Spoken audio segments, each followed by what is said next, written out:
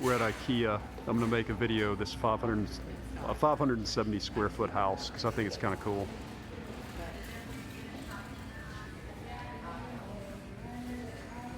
See, 570 square feet.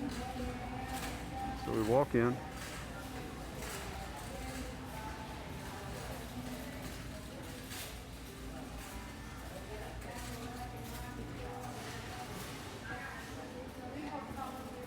The way they have these things arranged, it seems kind of, I don't know, oddly livable.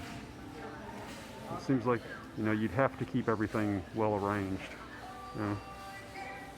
There's a bed space, so it'd be a bedroom.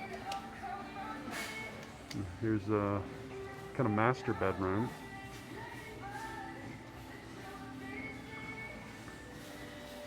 No, the way they design these things, it feels like you have so much more room than you do. Pretty well done, really.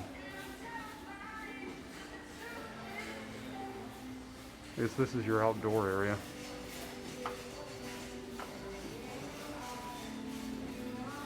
This little patio thing. But that's part of the 570 square feet, so it's kind of cool. It's your front door. It's your living room. Seating area and all that. And that's pretty much it. I think it's kind of neat.